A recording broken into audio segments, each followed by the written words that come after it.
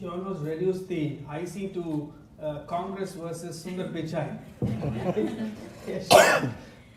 What does that mean? Okay, you can YouTube that. I'll send you the link. All right, so two things. On the HR front, a point that has been grieving me as well is that the turnaround time is a long time. If a complaint hits the inbox of the HR, can someone quickly start looking at that case? And not say I have 99 cases to handle, yours is the 100. For that person, that case is most important. For us, we have a huge HR team, and we're generally doing the rounds. But what happens? So the turnaround time, the reaction time of the HR, or the response time of the HR needs to be very, very quick. Very quick, very subtle, and confidential. Which is what mostly hits all these cases. Many people don't want to come out and report more because they're afraid if the organization will be able to hold the confidentiality. That is the one thing. The second point that I wanted to take off from today's youngsters, I'm saying today's youngsters, I'm there, gone. Okay? It's a big culture shock for me. The 21, 22s which come out of college and come into the workspace, and particularly from tier 2, tier 3 places, for them it's newfound freedom. So they come into a place like Chennai, they join an IT company, they live alone in a PG with 4 or 5 people, girls, whatever, and I hear terms where a girl actually came and said, I need to speak with you, and then she said, I'm having a problem with a guy who's pursuing me. So I said, okay, who's he? Does he work with us? Let's look at that. So she said, no. My parents have fixed me. He's an arranged match, and I have said yes to him. Okay. Now there's another guy who's troubling me. Who's that? So he's from my village, and I'm committed to him. So I didn't understand the word committed at that point. And that's why I said I'm very old-fashioned. I don't know this stuff. So I actually came out, I heard her story, she was crying, all that happened. I was feeling very sad for her, and I said, okay, let me listen to this whole thing. Tell me everything. And I told her, don't lie, just tell me everything. So she gave me all about X and about Y and about what all was happening and whatever. I heard the whole thing out, and she said, no, he's harassing me because I'm committed to him. He's harassing me because I'm supposed to marry him. Okay. Then I listened to her, I said, I'll come back to you. I came out and I was speaking to my colleagues in this, and then they told me, Shubha, commitment means something.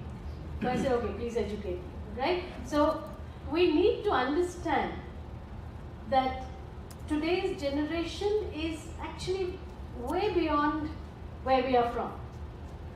So while we are still thinking in terms of harassment and the boys, the man is wrong and the manager is wrong and the poor little junior worker, it's really not like that. That's my angst over this. If I can, but before that, what is commitment? This is definitely the Sundar Pichai versus the Congress movement. I have to ask. I mean, No, I don't know. so Youth Council hashtag what is commitment? That's the tweet for the day. It's done. Okay, so Okay, maybe later. No, so this is not a conference. So I'm What- sure many of the youngsters here know what no, I saw the smile in all the young people's face, so I know what you're talking about. Does it mean that she was having sex with him? Okay, fine. That's commitment apparently. So clearly I'm a different generation. So, okay. So I think, I think one of the things where we're talking about, and this is an interesting point because, people coming into companies, young people have a lot of issues, okay? And a lot of it is, family clashes and dating and what have you. And there's a lot of isolation as well. Now, is this the problem of an internal complaints committee? No, it's not. But is this a company problem? Perhaps it is, because it's linked to productivity of employees ultimately. You don't want to invest in training somebody for 2 years and then find out that she's compelled to run away with somebody that she committed herself to. I think the issue with that is that, and this is an unpopular opinion which I have, but if you look at why you have this law on sexual harassment, why did CEDAW come up with the general comment number 19 saying that this is what sexual harassment is, etc. You have laws in place which criminalize acts which are of sexual harassment, particularly after 2013. It's quite clear that anybody who does an act of sexual harassment is committing a crime. So the question is, oh, no, it's because people don't want to go to the police station. They'd rather go to an ICC, which isn't true.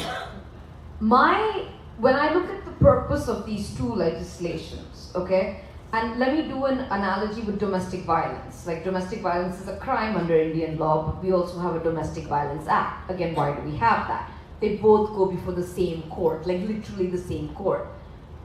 But the answer is this. The answer is that the purpose of the Domestic Violence Act is to protect a woman's right in her home. And to me, the protection of women from Domestic Violence Act, which again is the bare minimum, as a queer feminist, I must tell you that we should all aspire towards gender neutral policies. But coming back, I think what we need to sort of figure is that what the purpose of this 2013 legislation is, and Vishaka guidelines, and whatever you want to call it, is to ensure a safe working environment. Okay? Why do we have Factories Acts? It tells you how big factories are supposed to be and how many fire extinguishers do you have. And what happens when somebody gets injured at the workspace? What happens? Who pays for it? Who pays for it? Right. Why do they pay for it? Because the law says so, right? And this is the thing. Sexual harassment is a job hazard for women. It's literally a working hazard. It's like I am likely to get hit by some weird machinery or burn myself on acid, and I'm likely to get somebody making a comment about how big my boobs have gotten after pregnancy, which has happened. So I think that's one thing that we need to sort of lose sight of when we want quick disposal, and I think it's really important that people believe in the process. But you also need to look at, how much the ICC is already taking over. We also need to look at what do people want.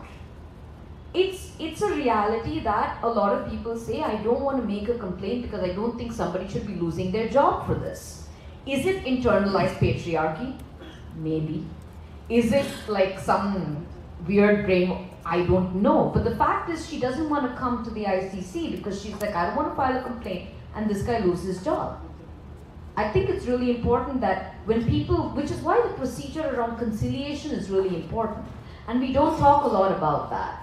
We talk about ICC inquiries, etc., etc., etc., but we need robust policies around conciliation, which we fought for to be included in the 2013 Act. We fought for that because that is the reality. A lot of people would just like an adult conversation with someone saying, like your example, you like giving compliments to women when they come dressed. Don't do it. Just don't. It's fine. We don't come dressed for you. Don't give us compliments. You just need an adult facilitating this. So I think also in terms of what is quick and what people want to believe in,